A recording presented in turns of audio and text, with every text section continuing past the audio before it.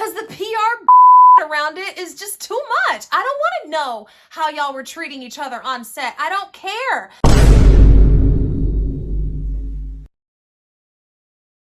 Hey friends, my name is Antoinette Chanel and welcome back to my channel. I'm still figuring out exactly what I do over here, but right now it's commentary on media matters, celebrities, and influencers. That'll probably change quite a bit as I still figure out this YouTube channel, but lo and behold, here I am, trying this again. And for today's video topic, I want to start with a little imagination exercise. You can close your eyes if you want to or leave them open, but I want you to picture it's 1996.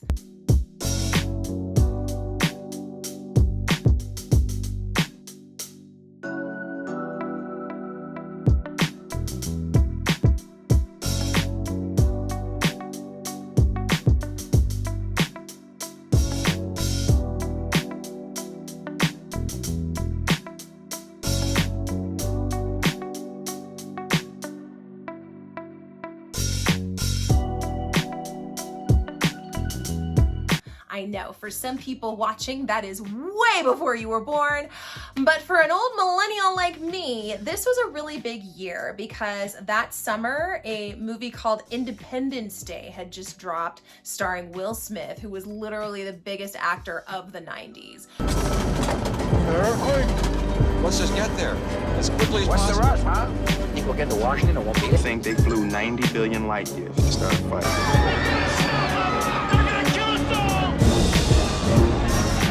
No actor worked harder in Hollywood during the 90s than Will Smith. And we got a lot of very good benefits from that, okay? Fresh Prince was an awesome show to watch. We also enjoyed all of the great blockbuster movies that he starred in, and he starred in a string of them through the 90s and the early 2000s. There is another movie that came out in 1996, an adaptation of Shakespeare's Romeo and Juliet, starring two very young and up-and-coming actors, Claire Danes and Leonardo DiCaprio. Till now, forswear at sight, for I never saw true beauty till this night. Now, I don't mean to imply that Romeo and Juliet was a first rodeo for either of these two actors. They had both been in the business for a while, but none of that takes away from the fact that they were also very young people when this movie came out. At the time, Leonardo DiCaprio was 22 years old and Claire Danes was 17 years old. This foray into the big screen was really big for Claire Danes, who had been wanting to move her career from television onto the movie screen, and it's for that reason that I kind of take issue with Romeo and Juliet, because I've heard that Claire Danes left a show called My So-Called Life that I absolutely adored her on in order to come work on this show and also do more work in movies. If she hadn't left the show to work on Romeo and Juliet, we might have gotten another season of My So-Called Life. And for My So-Called Life fans, y'all know how big season 2 would have been for us. They were getting into the good shit. Leo was a big name too, and we didn't know it at the time, but he was only going to go on to become even huger because he would star in another movie the following year opposite Kate Winslet called Titanic.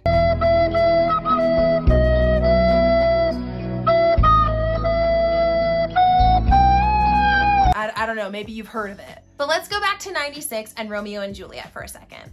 I remember being 12 years old and watching all of the promo for that film and thinking, man, that looks like such a cool movie, and the girl that played Angela Chase is in it, so I think I kind of want to watch it. One of my favorite songs by one of my favorite bands, Number One Crush by Garbage, was also included on the soundtrack for that, so it just got me hyped for this movie. And as you can imagine, both actors, as well as other people who were in the movie, because they definitely weren't the only two people, but other actors did press tours, they promoted this film, they got audiences interested and excited in watching the two of them, especially opposite each other in a classic love story. Now, I don't know how true any of this is, but in the last month or so, with all of the recent interest and nostalgia in 90s culture, it's come out that I guess Leonardo DiCaprio and Claire Danes couldn't stand each other on the set of that film. And this may have been an open secret in 1996 that I just wasn't privy to as well. I was a nerd. I wasn't paying attention to all the cool stuff. I was geeking out and watching Global Guts. But the bottom line is, I never heard anything about these two having any sort of feud. We never heard any reports of her talking about how his breath stank. He never said anything about how she was too inexperienced, he didn't want to work with her. We never heard her talking about how she felt sexually harassed every time he'd wait outside her trailer. We never really heard him talking about how, gosh, I really wish that she would stop complaining so much so we could get through the scenes faster. Even if that was happening, we never heard anything about it. Similarly, another movie that I deeply enjoyed watching when I was growing up was Star Wars Episode 1. That movie was so huge because it was a prequel in the Star Wars trilogy. George Lucas was blessing us with a new movie and we had to go and watch it. Now, the actor who played a young Anakin Skywalker in that movie, Jacob Lloyd, has since gone on to say that his association with that film brought a lot of negative associations. He had some mental issues from people who were bullying him because they felt like, oh, your inclusion in this project and the fact that you were willing to be paid for it ruined my memory of this Star Wars franchise that I love so much. You know, people and their feelings. But outside of just those reports that we would get every couple of years or so from Jacob Lloyd or people connected to him closely, we really didn't see the cast out here like bad-mouthing their co-star or anything like that. Star Wars Episode 1 also earned really negative connotations for the portrayal of Jar Jar Binks. Again, I didn't hear any of the cast members while on the press tours talking about how they hated that. I can't believe they chose that. I didn't hear Samuel L. Jackson complaining that, can you believe they put this character in here? Even though he probably was thinking it. What is my point in all of this? My point, my friends, is that they need to bring back media training. Media training is something that all celebrities used to get before they came out on their press tours from either their managers, their PR directors, whoever. But basically it was training for them to know, stick to the script, stay talking about the project, and nothing more. This press tour is not the place for you to bring up all your grievances. This press tour is designed to get audiences interested in this project that we've just worked on. And when done well, media training helps us to form positive parasocial relationships with the actors, the singers, the sports stars, whoever these celebrities or notable people are, so that we can engage with their product or their service or whatever it is that they do without any sort of angst or feelings about it. It also gave audiences and listeners what we needed to know to be curious about the project, to want to look a little bit closer. So this is where M. Night Shyamalan's plot twists worked really, really well. You know, all of the cast of The Sixth Sense, when they were doing press and speaking about this movie and working on it and what it was like to work with M. Night, you know, hinting at this idea that, hey, you want to sit through the whole thing because it's not going to end the way that you think it is. That worked really well in that movie's favor, and therefore that movie was lucrative not only for the director and producer, but for the cast. What seems to be happening nowadays is that these projects are getting wrapped up, and in post-production, when the talent has to do PR to promote this project, whether it be an album or a movie, a new television show, whatever it is, it seems like that's where they're fumbling the bag. The two most recent examples that I can point to for this happened with myself. They gave me firsthand experience of this, and that's why I'm making this video.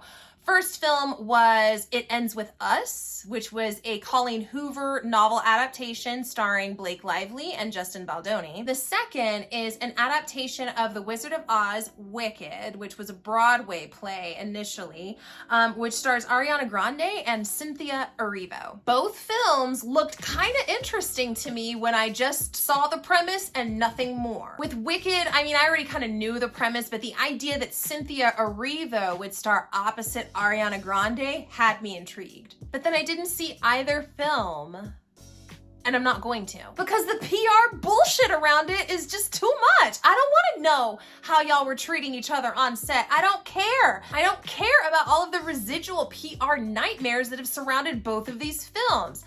I don't care about how Justin Baldoni was treating Blake Lively or how Blake Lively was treating him back. I don't care. I don't care for Cynthia Erivo's take on the fan edit of her poster. Yes, there are instances in Hollywood where Black women's beauty has been edited out. But sister, that's not what's happening here. I think that your response is turning off fans of this series, and that's not what you wanted to do. is it? And it sort of seems like it's Pandora's box, because once we start looking at one issue, one little PR issue that happened in connection with a film or a music project or something like that, then it's like it blows up into all these other things that now we're not even looking at the initial issue. We're not even worried about the movie. We're not worried about the original source material at this point. Now it's a entire expose on this person's existence since they've been in the public eye, and even before it. And once again, I don't care. I don't care about this weird codependent relationship that Ariana and Cynthia seem to have developed, where they're both anorexic and they both have to touch each other all the fucking time. I don't care. The story, the plot, the movie, all of that cinematic goodness that you wanted to wrap me in has now been ruined because this PR shit preceded it. I think part of the problem is that social media brought us a lot closer to celebrities and sort of dropped a lot of the facade that the media training often put up for us, and kept a healthy view of the celebrities through, if that makes sense. So media training made it so that we saw them in a certain way. It wasn't the whole truth, but it was enough truth that we could engage with them and watch their movies, listen to their stuff, and we'd be happy. Social media, where you're now in a celebrity's phone and you can go with them on vacation or to the mall, or you can sit with them while they have a facial, you can sit with them while they eat dinner, that has sort of removed that extra layer. And in some instances, this is good. You know, somebody like Reese Witherspoon, who just plays really cutely on camera anyway. Like, she's just adorable and unproblematic. And so therefore, having her running around with an iPhone showing us what she's cooking or what books she's reading, that's very innocuous. But then you take someone like a Cardi B, and she literally jumps on that phone every time Offset does something to her, or she thinks some woman is slighting her, or she feels like somebody disrespected her. For someone who is so famous and so highly regarded, I don't understand why she cares so much about what people are saying about her on the internet all the time. And I think in doing that, I probably just earned myself a whole onslaught from whatever her fan base is called. That's fine. Barty Gang. That's okay, Barty Gang. Bring it on. But even with using her as an example, I mean, I don't engage with her.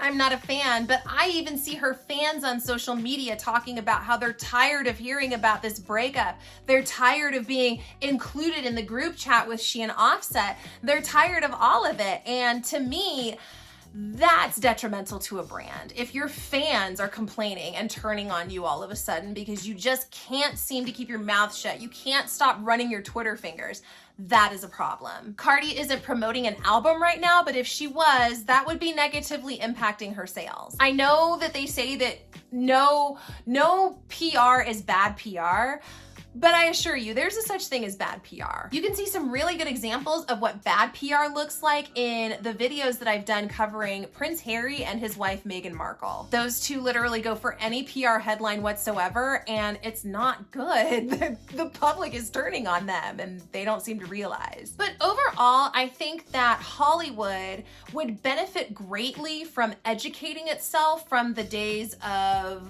yesteryear, when people used to get media training every time they were preparing for a press tour, so that they knew how to stay within the bounds of the topic that they were discussing related to whatever their project was about. And that was it. And it's not so much about hiding yourself or, lies through omission necessarily, but just give us what we need to know and make us excited about the project. And that really is it. I mean, are we supposed to swoop in and legally protect either Justin Baldoni or Blake Lively? What do y'all want us to do? And even though I like Beyonce, and I like the way that she approaches PR, because she basically doesn't give us anything, and it leaves people starving, a little angry and upset at times, but it's probably the best strategy. And I would guess that we're probably going to see her lean into that even more now that her husband's name is in the headlines related to salacious things that he allegedly did 20 years ago. So that's all I've got. Those are my thoughts. I just think we need to bring back media training. I think that there are a lot of movies and music projects and other things that certain people who maybe fit the demographic that I do, maybe fit the needs entertainment-wise that I have. You're turning a lot of us off from this stuff because we're getting stopped at the PR stuff before we can even get to the project. And the really unfortunate part about that is that the producers, the animators, the editors, the stage people, the sound production people, all of the little people who worked on the project, those are the people who really suffer when stuff gets derailed in post-production like this. Those are my thoughts, my friend. Please let me know what you think. Do you think that celebrities need more media training? Has there been any projects that you were interested in, but then once the press started swirling up around them as celebrities were promoting, you were like, not so much? Let me know. Leave that in the comments, please. You can also keep up with me on my Instagram that's listed here on screen right now. Please make sure that you're subscribed to the channel so that you don't miss my next upload, you don't miss my next post, anything that I put here on this channel. Thank you so much for being here, friends, and take care.